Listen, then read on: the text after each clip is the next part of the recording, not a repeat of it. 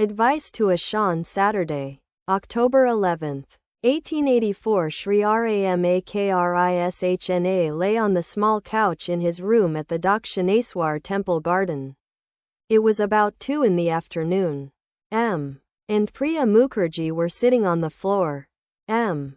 had left his school at 1 o'clock and had just arrived at Dakshineswar. The master was telling anecdotes about the calculating nature of the wealthy Jadu Malik. The worldly Jadu Malik master. Once I went to Jadu Malik's house. He asked right away, "How much is the carriage hire?" Someone told him it was 3 rupees and 2 annas. Then he questioned me about it. Next, one of his people secretly asked the coachman, who said it was 3 rupees and 4 annas. All laugh. At that he ran to us and said, "How much did you say the carriage hire was?" A broker was present. He said to Jadu, "There is a plot of land at Burra Bazaar for sale. Will you buy it?" Jadu asked the price and the broker told him. Jadu said, "Won't he give it for less?" I said to Jadu, Come. You aren't going to buy the land. You're only bargaining. Isn't that so?" He turned to me and laughed. That is the nature of the worldly man. He wants people to come to him. That spreads his name in the market. Jadu went to Adhar's house. I told him it had made Adhar very happy. He said, What? Was he really happy?" A certain Malik came to Jadu's house. He was very clever and deceitful. I saw it in his eyes. I looked at him and said, "It isn't good to be clever. The crow is very clever, but it eats others' filth." I could tell he was badly off. Jadu's mother was amazed and said to me, "How did you know he hadn't a penny?" I saw it from his appearance. Narayan entered the room and sat on the floor. "Master." To Priyanath, "Well, your Hari is a fine young man." Priyanath, "What is so fine about him?" "Of course, he has a childlike nature." Narayan, "He addressed his wife as mother." Master, "What? Even I can't do that. And he calls her mother." To Priyanath, "You see, the boy is very quiet. His mind is directed to God." Sri Ramakrishna changed the subject of conversation. Master, "Do you know what Hem said?" He said to Baburam, "God alone is real. All else is illusory." All laugh. "Oh, no." He said it sincerely. Again, he told me he would take me to his house and sing kirtan. But he didn't do it. I understand that he said later on, "What will people say if I sing with drums and cymbals?" He was afraid that people might think he was crazy. Warning devotees about women, Haripada has fallen into the clutches of a woman of the Goshpara sect. He can't get rid of her. He says that she takes him on her lap and feeds him. She claims that she looks on him as the baby Krishna. I have warned him a great many times. She says that she thinks of him as a child.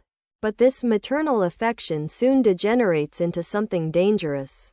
You see, you should keep far away from woman. Then you may realize God. It is extremely harmful to have much to do with women who have bad motives, or to eat food from their hands. They rob a man of his spirituality. Only by being extremely careful about woman can one preserve one's love of God. One day Bhavanath, Rakal, and some other youngsters had cooked their own meal in the temple garden. They were sitting at their meal when a Bal arrived, sat down with them, and said he wanted to eat with them. I said that there was not enough food. If anything was left, it would be kept for him. He became angry and left. On the Vijaya day, a man allows anyone and everyone to feed him with his own hand. It is not good, but one can eat food from the hand of a devotee who is pure in heart. You must be extremely careful about women. Women speak of the attitude of Gopala. Pay no attention to such things. The proverb says, "A woman devours the 3 worlds." Many women, when they see handsome and healthy young men, lay snares for them. That is what they call the attitude of Gopala. Those who develop dispassion from early youth. Those who roam about yearning for God from boyhood. Those who refuse all worldly life belong to a different class. They belong to an unsullied aristocracy. If they develop true renunciation, they keep themselves at least 50 cubits away from women lest their spiritual mood should be destroyed. Once falling into the clutches of women, they no longer remain on the level of unsullied aristocracy. They fall from it and come to a lower level. People who practice renunciation from early youth belong to a very high level. Their ideal is very pure. They are stainless. How to conquer passion? How can a man conquer passion? He should assume the attitude of a woman. I spent many days as the handmaid of God. I dressed myself in women's clothes, put on ornaments, and covered the upper part of my body with a scarf. Just like a woman. With the scarf on, I used to perform the evening worship before the image. Otherwise, how could I have kept my wife with me for 8 months? Both of us behaved as if we were the handmaids of the Divine Mother. I cannot speak of myself as a man. One day I was in an ecstatic mood.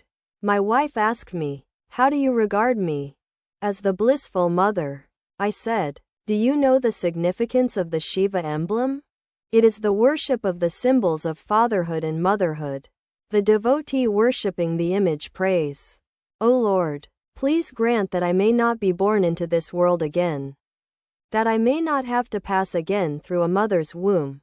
A tutor of the Tagores entered the room with some boys of the family. Sri Ramakrishna continued talking. "Master, to the devotees, Sri Krishna has a peacock feather on his crest. The feather bears the sign of the female sex. The significance of this is that Krishna carries Prakriti, the female principle, on his head. When Krishna joined the circle of the gopis to dance with them, he appeared there as a woman. That is why you see him wearing women's apparel in the company of the gopis. Unless a man assumes the nature of a woman, he is not entitled to her company. Assuming the attitude of a woman, he can sport with her and enjoy her company. Disciplines during the sadhana period, but a man must be extremely careful during the early stages of spiritual discipline. Then he must live far away from any woman.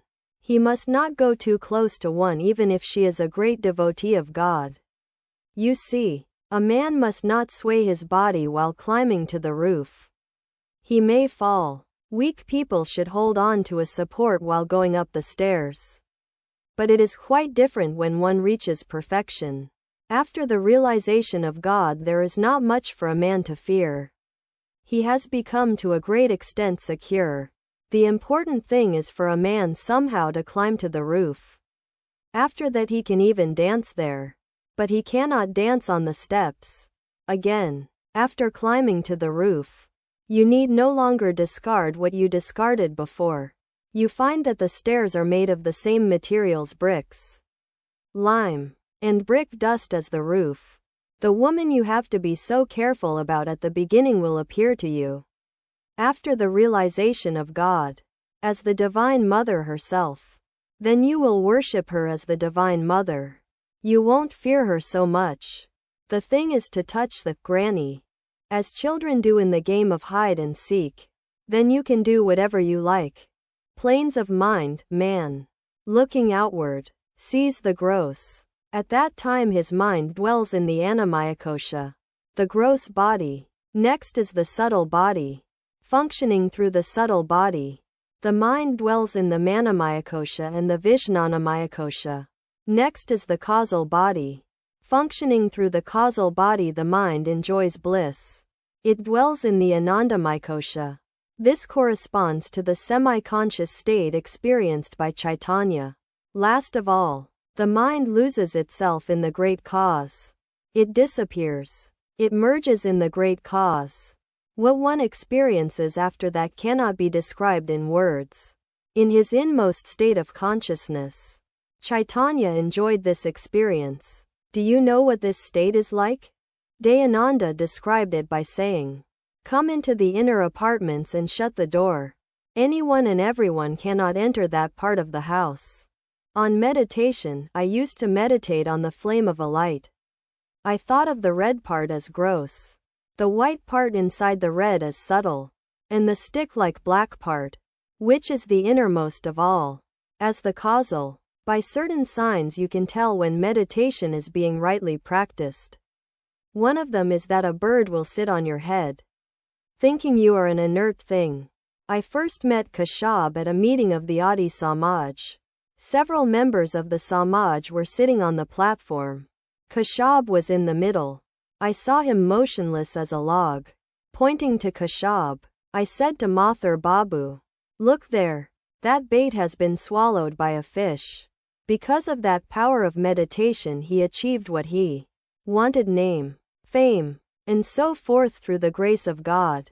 One can meditate even with eyes open. One can meditate even while talking. Take the case of a man with toothache. Tutor of the Tagores. Yes, sir. I know that very well. Quote, all laugh. Master. Smiling. Yes. Even when his teeth ache he does all his duties, but his mind is on the pain. Likewise one can meditate with eyes open and while talking to others as well. Tutor. One of the epithets of God is the Redeemer of the sinner.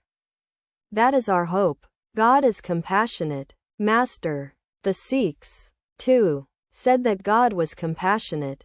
I asked, how is he compassionate? Why, they answered, he has begotten us. He has created so many things for us. He has brought us up to be men. And he protects us from danger at every step. Thereupon I said, after begetting us, God looks after us and feeds us. Is there much credit in that? Suppose a son is born to you. Do you expect a man from another part of the city to bring him up? Dayananda Master, you spent a long time in Benares.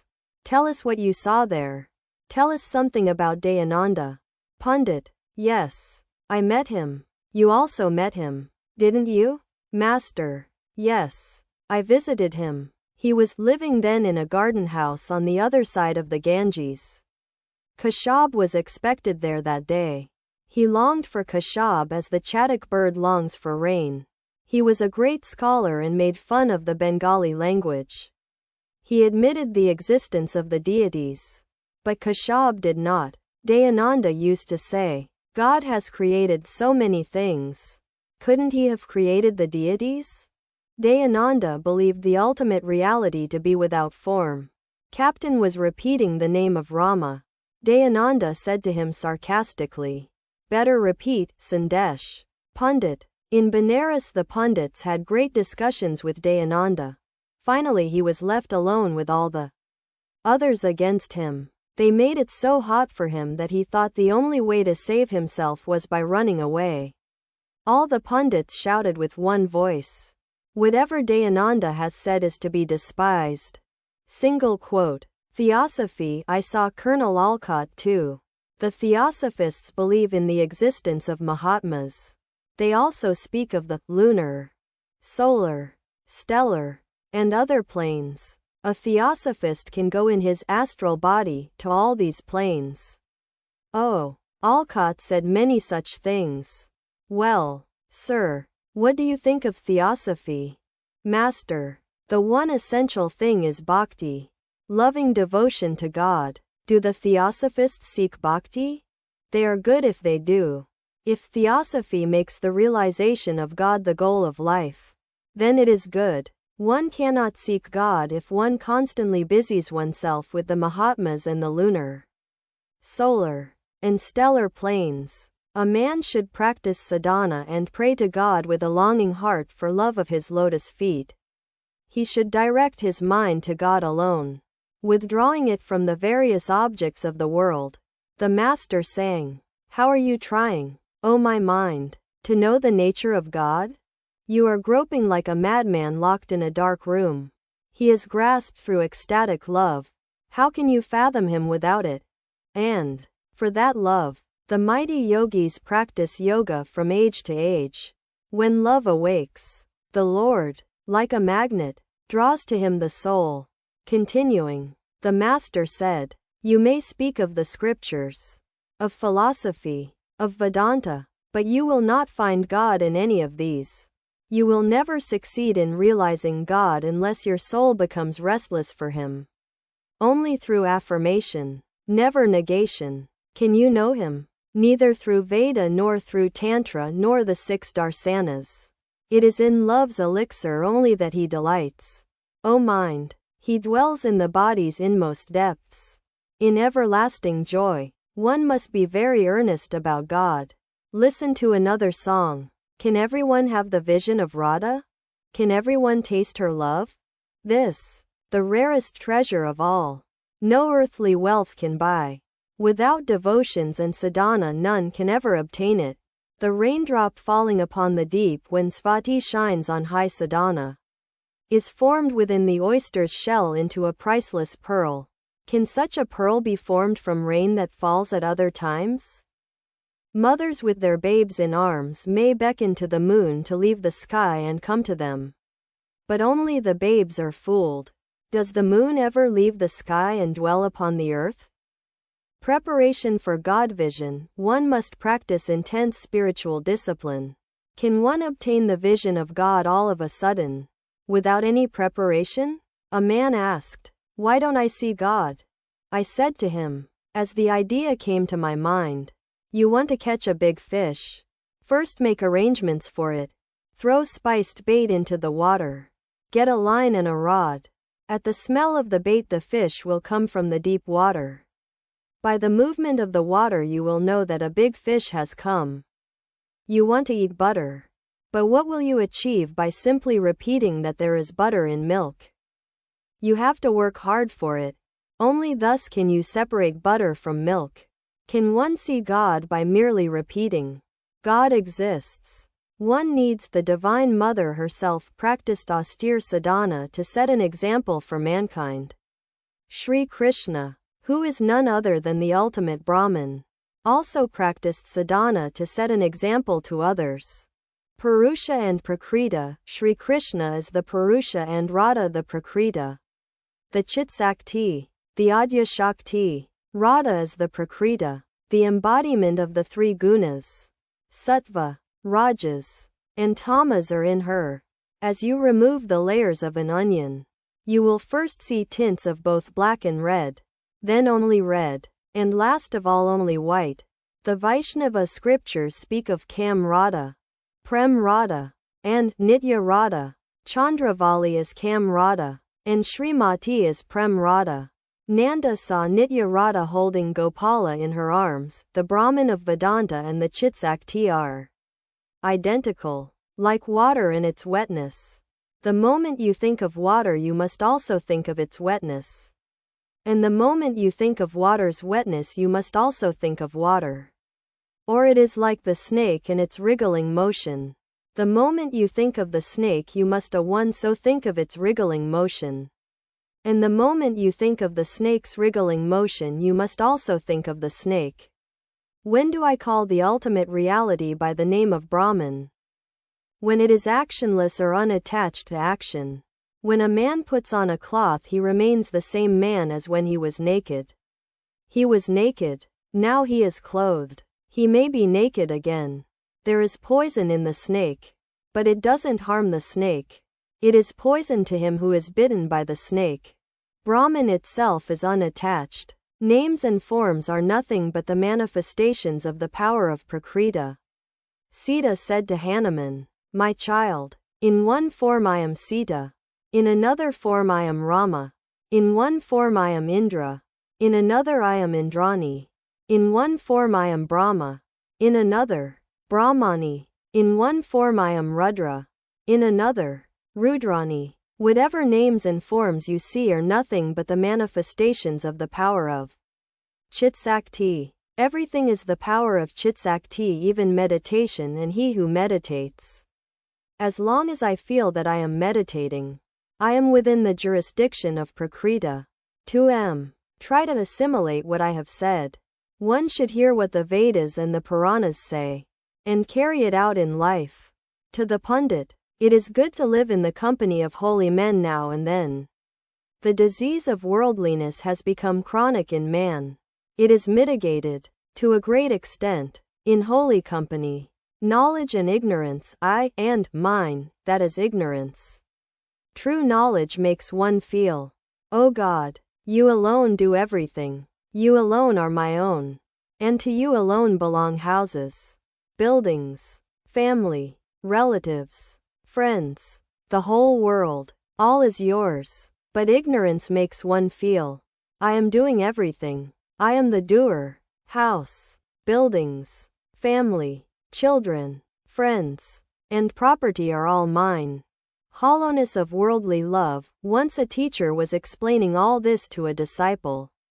He said, God alone, and no one else, is your own. The disciple said, but, revered sir, my mother, my wife, and my other relatives take very good care of me. They see nothing but darkness when I am not present. How much they love me. The teacher said, there you are mistaken. I shall show you presently that nobody is your own. Take these few pills with you. When you go home, swallow them and lie down in bed. People will think you are dead, but you will remain conscious of the outside world and will see and hear everything. Then I shall visit your home. The disciple followed the instructions. He swallowed the pills and lay as if unconscious in his bed. His mother, wife, and other relatives began to cry. Just then the teacher came in the guise of a physician, and asked the cause of their grief. When they had told him everything, he said to them, here is a medicine for him. It will bring him back to life. But I must tell you one thing. This medicine must first be taken by one of his relatives and then given to him. But the relative who takes it first will die. I see his mother, his wife, and others here. Certainly one of you will volunteer to take the medicine. Then the young man will come back to life. The disciple heard all this. First the physician called his mother, who was weeping and rolling on the ground in grief. He said to her, Mother, you don't need to weep anymore. Take this medicine and your son will come to life. But you will die. The mother took the medicine in her hand and began to think. After much reflection she said to the physician, with tears in her eyes, My child, I have a few more children. I have to think about them too. I am wondering what will happen to them if I die. Who will feed them and look after them? The physician next called the wife and handed the medicine to her. She had been weeping bitterly too. With the medicine in her hand she also began to reflect. She had heard that she would die from the effect of the medicine. At last, with tears in her eyes, she said, He has met his fate. If I die, what will happen to my young children? Who will keep them alive? How can I take the medicine? In the meantime the disciple had got over the effect of the pills. He was now convinced that nobody was really his own. He jumped out of bed and left the place with his teacher. The Guru said to him, There is only one whom you may call your own, and that is God. Therefore a man should act in such a way that he may have bhakti for the lotus feet of God and love God as his very own. You see this world around you. It exists for you only for a couple of days. There is nothing to it. Pundit, smiling, revered sir, I feel a spirit of total renunciation when I am here. I feel like going away. Giving up the world. Master, no, no, why should you give up? Give up mentally. Live unattached in the world. Surendra wanted to spend the night here occasionally. He brought a bed and even spent a day or two here. Then his wife said to him, You may go anywhere you like during the daytime, but at night you must not leave home. What could poor Surendra do? Now he has no way of spending the night away from home. Reason and love, what will you achieve by mere reasoning? Be restless for God and learn to love Him. Reason, mere intellectual knowledge, is like a man who can go only as far as the outer court of the house. But bhakti is like a woman who goes into the inner court. Different attitudes toward God, one must take up a definite attitude toward God. Then alone can one realize Him.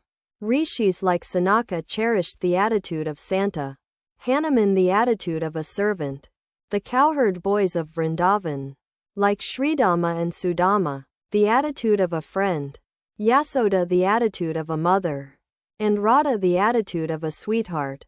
O God, Thou art the Lord and I am Thy servant, that is the servant's attitude. A very good one for aspirants. Pundit. Yes, sir. The pundit from Sinthi left. It was dusk. Twilight hung over the Panchavati, the temples, and the river. Evening worship began in the different temples, accompanied by the sound of bells, gongs, and conch shells. Sri Ramakrishna bowed before the pictures of the deities in his room. He was sitting on the small couch in an abstracted mood. A few devotees were on the floor. There was silence in the room. Master and Ashan an hour passed. Ashan and Kishori entered and sat down on the floor after saluting Sri Ramakrishna. Ashan was a great ritualist. He was devoted to the performance of the various rites and ceremonies prescribed by the scriptures. The master opened the conversation. Characteristics of knowledge. Master. Can one attain knowledge of God by merely repeating the word God? There are two indications of such knowledge. First, longing, that is to say, love for God. You may indulge in reasoning or discussion, but if you feel no longing or love, it is all futile. Second, the awakening of the Kundalini. As long as the Kundalini remains asleep, you have not attained knowledge of God.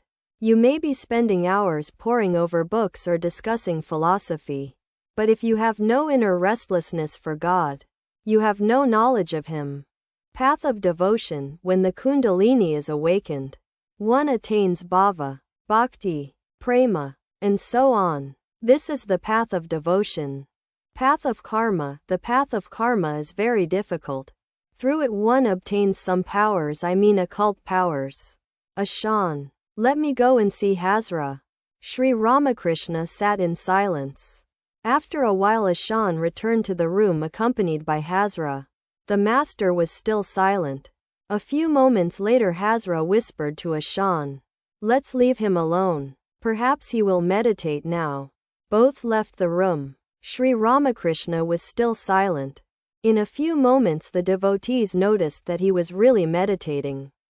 Then he performed japa. He placed his right hand on his head, then on his forehead, then on his throat, then on his heart, and last of all on his navel. Was it meditation on the primordial energy in the 6 centers of the body? Ashan and Hazra had gone to the Kali temple. Sri Ramakrishna was absorbed in meditation. Meanwhile Adhar had arrived. It was about 7:30.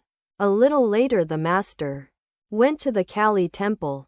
He looked at the image, took some sacred rowers from the feet of the mother, and placed them on his head. He prostrated himself before the mother and went round the image. He waved the chamera. He appeared ecstatic with divine fervor. Coming out, he found Ashan performing the sandhya with the Kosakusi. Rituals are only steps, master. To Ashan. What? You are still here? Are you still performing the sandhya? Listen to a song. Why should I go to Ganga or Gaya, to Kasi, Kanchi, or Prabhas, so long as I can breathe my last with Kali's name upon my lips? What need of rituals has a man? What need of devotions any more? If he repeats the mother's name at the 3 holy hours, rituals may pursue him close, but never can they overtake him. Charity, vows, and giving of gifts do not appeal to maiden's mind. The blissful mother's lotus feet are his whole prayer and sacrifice. How long must a man continue the sandhya?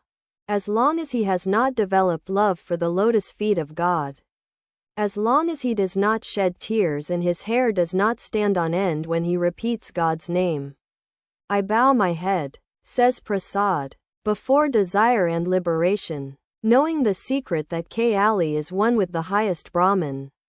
I have discarded, once for all, both dharma and adharma. When the fruit grows, the flower drops off. When one has developed love of God and has beheld Him, then one gives up the sandhya and other rites. When the young daughter-in-law is with child, The mother-in-law reduces her activities. When she has been pregnant for 9 months, she is not allowed to perform any household duty. After the birth of the child, she only carries the child on her arm and nurses it. She has no other duty. After the attainment of God, the Sandhya and other rites are given up. Master exhorts Ashan, you cannot achieve anything by moving at such a slow pace. You need stern renunciation. Can you achieve anything by counting 15 months as a year? You seem to have no strength, no grit. You are as mushy as flattened rice soaked in milk. Be up and doing. Gird your loins. I don't like that song. Brother, joyfully cling to God, thus striving. Someday you may attain Him. I don't care for the line. Thus striving. Someday you may attain Him. You need stern renunciation. I say the same thing to Hazra. You ask me why you don't feel stern renunciation. There is a reason for it. You have desires and tendencies within you. The same is true of Hazra. In our part of the country I have seen peasants bringing water into their paddy fields. The fields have low ridges on all sides to prevent the water from leaking out. But these are made of mud and often have holes here and there. The peasants work themselves to death to bring the water, which, however, leaks out through the holes. Desires are the holes. You practice japa and austerities, no doubt, but they all leak out through the holes of your desires. They catch fish with a bamboo trap. The bamboo is naturally straight, but why is it bent in the trap? In order to catch the fish. Desires are the fish. Therefore the mind is bent down toward the world. If there are no desires, the mind naturally looks up toward God. Do you know what it is like? It is like the needles of a balance. On account of the weight of woman and gold, the two needles are not in line. It is woman and gold that makes a man stray from the path of yoga. Haven't you noticed the flame of a candle? The slightest wind makes it waver. The state of yoga is like the candle flame in a windless place.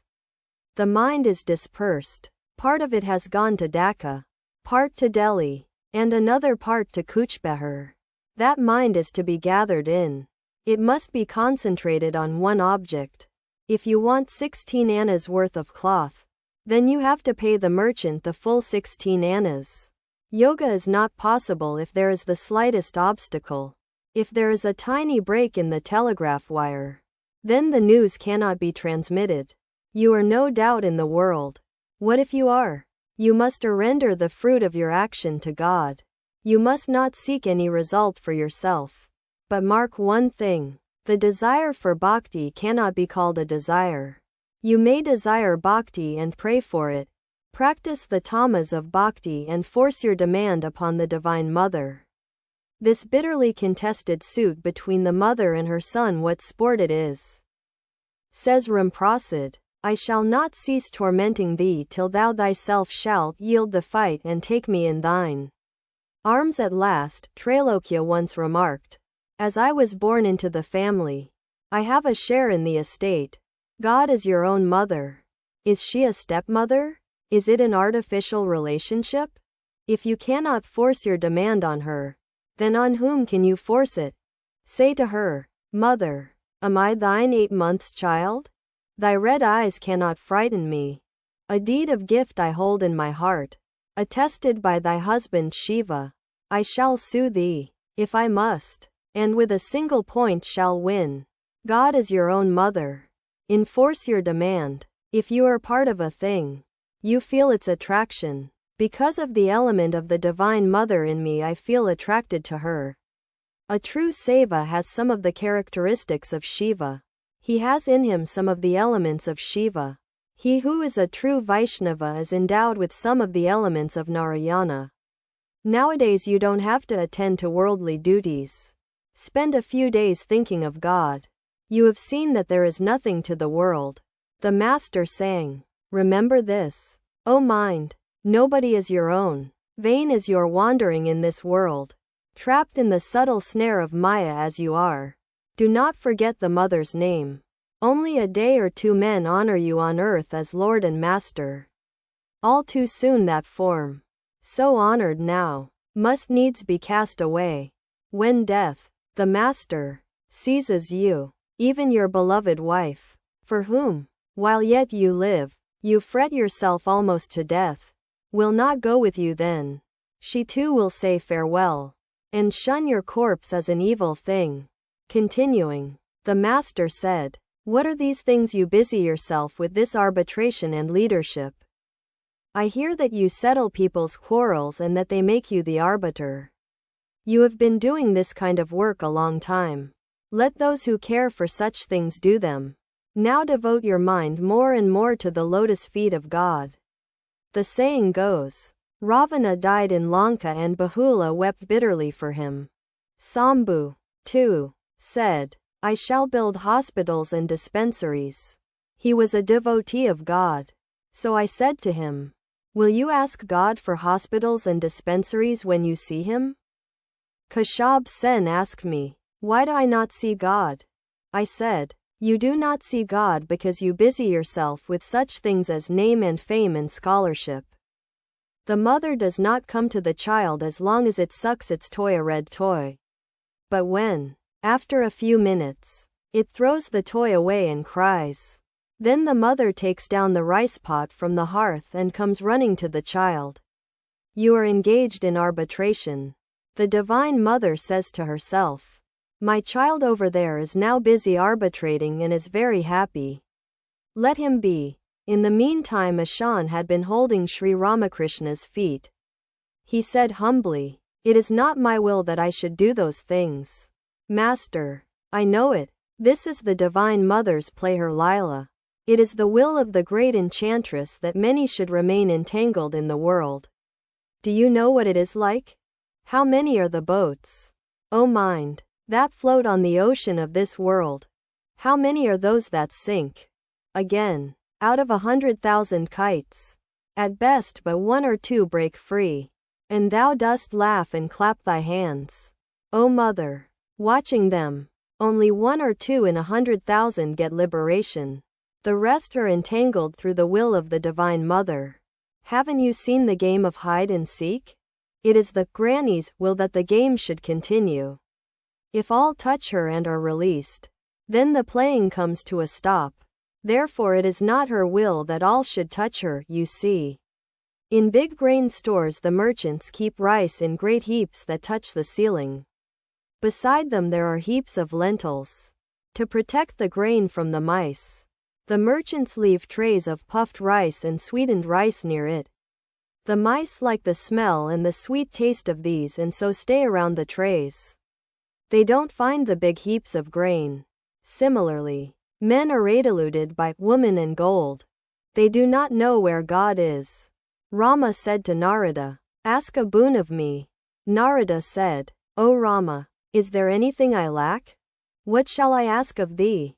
But if thou must give me a boon, grant that I may have selfless love for thy lotus feet and that I may not be deluded by thy world-bewitching Maya. Rama said, Narada, ask something else. Narada again replied, O Rama, I don't want anything else. Be gracious to me and see that I have pure love for thy lotus feet.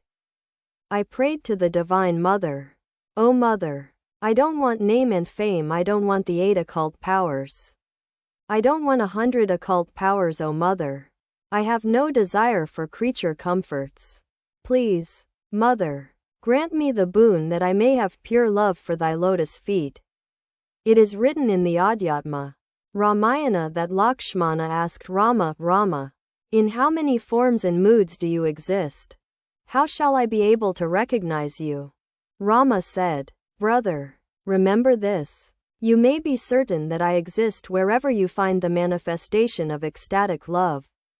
That love makes one laugh and weep and dance and sing. If anyone has developed such love, you may know for certain that God Himself is manifest there. Chaitanyadeva reached that state. The devotees listened spellbound to Sri Ramakrishna. His burning words entered their souls, spurring them along the path of renunciation. Now he spoke to Ashan in a serious voice. Master, don't forget yourself because of what you hear from your flatterers. Flatterers gather around a worldly man. Vultures gather around the carcass of a cow. Worldly people have no stuff in them. They are like a heap of cow dung. Flatterers come to them and say, "You are so charitable and wise. You are so pious." These are not mere words but pointed bamboos thrust at them. How foolish it is to be surrounded day and night by a bunch of worldly Brahmin pundits and hear their flattery. Worldly men are slaves of three things. They are slaves of their wives, slaves of their money, slaves of their masters. Can they have any inner stuff? There is a certain person whom I shall not name. He earns 800 rupees a month but is the slave of his wife. He stands up or sits down at her bidding. Arbitration and leadership? How trifling these are. Charity and doing good to others? You have had enough of these. Those who are to devote themselves to such things belong to a different class. Now the time is ripe for you to devote your mind to the lotus feet of God. If you realize God, you will get everything else. First God, then charity, doing good to others, doing good to the world, and redeeming people. Why need you worry about these things? Ravana died in Lanka and Bahula wept for him bitterly. That's the trouble with you. It will be very good if a world-renouncing sannyasi gives you some spiritual instruction. The advice of the worldly man will not be right, be he a Brahmin pundit or anyone else. Be mad. Be mad with love of God. Let people know that a Shan has gone mad and cannot perform worldly duties anymore. Then people will no longer come to you for leadership and arbitration. Throw aside the Kosakusi and justify your name of a Shan. A Shan quoted, "O mother, make me mad with thy love. What need have I of knowledge or reason?" Master, mad. That's the thing. Shivanath once said that one loses one's head by thinking too much of God. What? Said I. Can anyone ever become unconscious by thinking of consciousness? God is of the nature of eternity, purity, and consciousness. Through his consciousness one becomes conscious of everything. Through his intelligence the whole world appears intelligent. Shivanath said that some Europeans had gone insane, that they had lost their heads by thinking too much about God. In their case it may be true, for they think of worldly things. There is a line in a song, "Divine fervor fills my body and robs me of consciousness." The consciousness referred to here is the consciousness of the outer world. A Shan was seated touching Sri Ramakrishna's feet and listening to his words. Now and then he cast a glance at the basalt image of Kali in the shrine. In the light of the lamp she appeared to be smiling. It was as if the living deity, manifesting herself through the image, was delighted to hear the Master's words. Holy as the words of the Vedas. A Shan, pointing to the image, those words from your sacred lips have really come from there. Master, I am the machine and she is the operator. I am the house and she is the indweller. I am the chariot and she is the charioteer. I move as she moves me. I speak as she speaks through me. In the Kali Yuga one does not hear the voice of God. It is said, except through the mouth of a child or a madman or some such person. A man cannot be a guru. Everything happens by the will of God. Heinous sins, the sins of many births and accumulated ignorance all disappear in the twinkling of an eye, through the grace of God. When light enters a room that has been kept dark 1,000 years, does it remove the 1,000 years' darkness little by little, or instantly? Of course. At the mere touch of light all the darkness disappears. What can a man do? He may speak many words, but after all is said and done everything rests with God. The lawyer says, I have said all that can be said. Now the verdict rests with the judge. Brahman is actionless. When it is engaged in creation, preservation, and dissolution, it is called the primal power. Adya Shakti. This power must be propitiated. Don't you know that it is so written in the Kandi? The gods first sang a hymn to the Adya Shakti in order to propitiate her. Only then did Hari wake up from his yoga sleep. Ashan. Yes, sir. Brahma and the other gods sang this hymn at the time of the death of the demons Madhu and Kaitaba. Svaha, Vashat, and Svada art thou, thou the inner self of the mantra, thou the nectar of immortality. O everlasting one, eternal and unutterable art thou, and yet thou art manifest in the three matras and the half matra. O goddess, thou art Savitri, thou art the ultimate mother. All things have their support in thee, by whom this universe was made. O goddess, thou sustainest all, and all by thee is devoured. Thou it is that we call the Creator. When thou createst the world, O embodiment of creation, thou it is that we call the Preserver. When thou preservest it, thou it is that we call the Destroyer. When thou destroyest it, Master. Yes, but you must assimilate that. The master rose. He mounted the platform in front of the shrine and saluted the mother, touching the ground with his forehead. The devotees quickly gathered around him and fell at his feet. They all begged his grace. He descended from the platform and started toward his room, conversing with them. First he sang, I bow my head, says Prasad, before desire and liberation, knowing the secret that Kali is one with the highest Brahman. I have discarded, once for all, both Dharma and Adharma. The master continued, do you know the meaning of Dharma and Adharma? Here Dharma means religious acts enjoined by the scriptures, such as charity, Radha, feeding the poor, and the like. The performance of this Dharma is called the path of karma. It is an extremely difficult path. It is very hard to act without motive. Therefore one is asked to pursue the path of devotion. A man was performing the Radha ceremony at his house. He was feeding many people. Just then a butcher passed, leading a cow to slaughter. He could not control the animal and became exhausted. He said to himself, let me go into that house and enjoy the feast of the Radha ceremony and strengthen my body. Then I shall be able to drag the cow along. So he carried out his intention. But when he killed the cow, the sin of the slaughter fell also on the performer of the Radha. That is why I say the path of devotion is better than the path of action. The master entered his room accompanied by M. He was humming a song. The forceful words of renunciation that he had just spoken to Ashan found expression through its words. He sang the lines, Mother, take everything else away from me, but leave me my necklace of bones and my pot of hemp. Sri Ramakrishna sat down on the small couch, and Adhar, Kishori, and the other devotees sat on the floor. Master, Tatile devotees, I was noticing Ashan. Why? He hasn't achieved anything. What can be the reason? He practiced the Purashrana for 5 months. That would have caused a revolution in any other person. Adhar, it wasn't wise of you to say those things to him in front of us. Master, how is that? He is so much given to japa. How can words affect him? After a while Sri Ramakrishna said to Adhar, Ashan is very charitable, and he practices japa and austerity a great deal. The master remained quiet a few moments. The eyes of the devotees were fixed on him. Suddenly Sri Ramakrishna said to Adhar, you have both yoga and boga. Quote, Saturday, October 18, 1884. It was the day of the worship of Kali, the Divine Mother. The worship was to begin at 11 o'clock at night. Several devotees arrived at the temple. All creation is the sport of my mad mother Kali. By her Maya the 3 worlds are bewitched.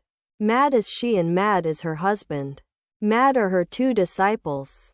None can describe her loveliness, her glories, gestures, moods. Shiva, with the agony of the poison in his throat, chants her name again and again. The personal does she oppose to the impersonal, breaking one stone with another. Though to all else she is agreeable, where duties are concerned she will not yield. Keep your raft, says Ramprasad. afloat on the sea of life, drifting up with the flood tide, drifting down with the ebb. The master was quite overwhelmed with the song. He said that songs like these denoted a state of divine inebriation. He sang one after another. This time I shall devour thee utterly, Mother Kali, for I was born under an evil star, and one so born becomes, they say, the eater of his mother. Then, Kali, my mother full of bliss, enchantress of the almighty Shiva, in thy delirious joy thou dancest, clapping thy hands together, greater than, and then, if at the last my life breath leaves me as I repeat the name of Kali, I shall attain the realm of Shiva. What does Benares mean to me? Infinite are my mother's glories. Who can find the end of her virtues? Shiva, beholding their smallest part, lies prostrate at her lotus feet. The singing was over. 2 sons of Rajnarayan entered the room and bowed low before the master. In the afternoon they had sung with their father the glories of the Divine Mother. The master sang again with them. All creation is the sport of my mad mother Kali. The younger brother requested Sri Ramakrishna to sing a certain song about Sri Gauranga. The master sang, Gaur and Nitai, ye blessed brothers, I have heard how kind you are, and therefore I have come to you. Ramlal entered the room. The master said to him, please sing something about the Divine Mother. It is the day of her worship. Ramlal sang, who is the woman yonder who lights the field of battle? Darker her body gleams even than the darkest storm cloud, and from her teeth there flash the lightning's blinding flames. Disheveled her hair is flying behind as she rushes about, undaunted in this war between the gods and the demons. Laughing her terrible laugh, she slays the fleeing asuras, and with her dazzling flashes she bears the horror of war. Again Ramlal sang, who is this terrible woman, dark as the sky at midnight? Who is this woman dancing over the field of battle? Sri Ramakrishna began to dance to the song. Then he himself sang, the black bee of my mind is drawn in sheer delight to the blue lotus flower of Mother Siyama's feet, the blue flower of the feet of Kali, Siva's consort. Tasteless to the bee are the blossoms of desire. My mother's feet are black, and black, too, is the bee. Black is made one with black. This much of the mystery these mortal eyes behold, then hastily retreat. But Kamalakanta's hopes are answered in the end. He swims in the sea of bliss, unmoved by joy or pain. After the music and dancing, Sri Ramakrishna sat on the couch and the devotees sat on the floor. He said to M. It is a pity you weren't here in the afternoon. The musical recital of the Kandi was very fine. Some of the devotees went to the temple to salute the image of the Divine Mother. Others sat quietly performing japa on the steps leading to the Ganges. It was about 11 o'clock, the most auspicious time for contemplation of the Divine Mother. The flood tide was rising in the Ganges, and the lights on its banks were reflected here and there in its dark waters. From outside the shrine M. was looking wistfully at the image. Ramlal came to the temple with a book in his hand containing the rules of the worship. He asked M. if he wanted to come in. M. felt highly favored and entered the shrine. He saw that the Divine Mother was profusely decorated. The room was brilliantly illuminated by a large chandelier that hung from the ceiling. 2 candles were burning in front of the image. On the floor were trays full of offerings. Red hibiscus flowers and bell leaves adorned her feet. She wore garlands round her neck. M's eyes fell on the chimera. Suddenly he remembered that Sri Ramakrishna often fanned the Divine Mother with it. With some hesitation he asked Ramlal if he might fan the image. The priest gave his permission. M. joyously fanned the image. The regular worship had not yet begun. The devotees again entered the master's room. Beni Pal had invited Sri Ramakrishna to visit the Sinthi Brahmo Samaj the next day, but had made a mistake in his letter with regard to the date. Master, 2M. Benny Pal has sent me an invitation. But why has he put the wrong date? M. The date was not written correctly. He wrote the letter carelessly. As Sri Ramakrishna spoke, he was standing in the middle of the room with Baburam by his side. He leaned toward the disciple, touching his body. Suddenly he went into samadhi. The devotees stood around with their eyes fixed on him. The master's left foot was advanced a little. The shoulder was slightly inclined to one side. His arm rested on Baburam's neck near the ear. After a while he came down from the ecstatic state. As he stood there he put one hand to his cheek and appeared to be brooding over something. Then, smiling, he addressed the devotees. Master, I saw everything, how far the devotees had advanced. I saw recall, him, pointing to M. Surendra, Baburam, and many others. Hazra, me? Master, yes. Hazra, many more obstacles? Master, no. Hazra, what about Narendra? Master, I didn't see him, but I can tell about him. He is a little entangled. But I saw that everyone will succeed. 2M. I saw that all are in hiding. The devotees listened to these words with great wonder. It seemed to them that they were hearing an oracle. Master, but I got into that mood by touching Baburam. Hazra, who is first? Sri Ramakrishna was quiet for a time. Then he said, I wish I had a few like Nityagopal. Again he appeared thoughtful. He remained standing. He said, I wish Adhar Sen's duties would become fewer. But I am afraid the English officer will scold him. He may say, what is all this nonsense? All smile. Sri Ramakrishna sat on the small couch, and the devotees on the floor. Baburam and Kishori came quickly to the master and began to stroke his feet gently. Master, to Kishori, what's the matter? Why so much service today? The worship in the temple. Ramlal entered the room and saluted Sri Ramakrishna, touching the ground with his forehead. Then with great respect he touched the master's feet. He was ready to worship the Divine Mother in the temple. Ramlal, please permit me to go to the shrine. The master twice uttered the words, Om Kali, and said, perform the worship carefully. There is also a sheep to be slaughtered. It was midnight. The worship began in the Kali temple. The master went to watch the ceremony. During the worship he stood near the image. Now the sheep was going to be slaughtered. The animal was consecrated before the deity. People stood in lines watching the ceremony. While the sheep was being taken to the block, Sri Ramakrishna returned to his room. He could not bear the sight. Several devotees remained in the temple till 2 o'clock in the morning. Haripada came and asked them to take the prasad to the master's room. After finishing their meal they lay down wherever they could for the remainder of the night. It was morning. The dawn service in the temples was over and the theatrical performance was going on in the open hall in front of the shrine. M. was coming through the courtyard with Sri Ramakrishna. He wanted to take leave of the master. Master, why should you go now? You are going to Sinthi in the afternoon. I too intend to be there. So I should like to go home for a few hours. They came to the Kali temple.